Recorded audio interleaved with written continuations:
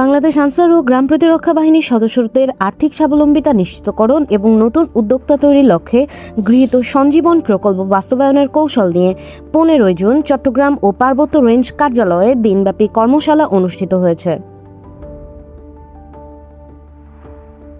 কর্মশালায় চট্টগ্রাম রেঞ্জের অধীন লাকসাম, বাঁশখালী ও দীঘিনালা উপজেলার সঞ্জীবন প্লাটুনের সদস্যরা অংশগ্রহণ করেন। প্রধান অতিথি হিসেবে ভার্চুয়ালি যুক্ত হয়ে বাংলাদেশ আনসার ও গ্রাম প্রতিরক্ষা বাহিনীর মহাপরিচালক মেজর জেনারেল আব্দুল মোতালেব সাজ্জাদ মাহমুদ বলেন, সঞ্জীবন প্রকল্প সদস্যদের আর্থিকভাবে স্বাবলম্বী হওয়ার পাশাপাশি দেশের আর্থসামাজিক উন্নয়নে গুরুত্বপূর্ণ ভূমিকা রাখবে। তিনি চাকরি নির্ভর মানসিকতা থেকে বেরিয়ে উদ্যোক্তা হিসেবে আত্মপ্রতিষ্ঠার আহ্বান জানান। কর্মশালায় উপমহাপরিচালক প্রশিক্ষণ মোহাম্মদ রফিকুল ইসলাম প্রকল্প বাস্তবায়ন, সদস্য অন্তর্ভুক্তি, উদ্যোগ নির্বাচন, লভ্যাংশ বন্টন ও ঋণ পরিশোধের বিভিন্ন বিষয় তুলে ধরেন।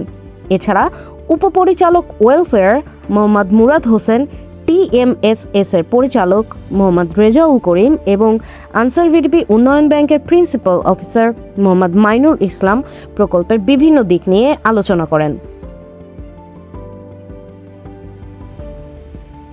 কর্মশালার সমাপনী পর্বে উপমহাপরিচালক প্রশিক্ষণ মোহাম্মদ রফিকুল ইসলামের পরিচালনায় অনুষ্ঠিত হয় উন্মুক্ত আলোচনা ও প্রশ্নোত্তর পর্ব। এ সময় অংশগ্রহণকারীদের মতামত, অভিজ্ঞতা ও পরামর্শ গ্রহণ করা হয়। আমাদের প্রথম প্রকল্প হচ্ছে মৎস্য চাষ, এরপর একটা হচ্ছে যে আপনার গাভী পালন, ডেয়ারি ফার্ম আর কি, হ্যাঁ, আর তৃতীয়টা হচ্ছে ফিশ ফিড, মৎস্য খাবার উৎপাদন।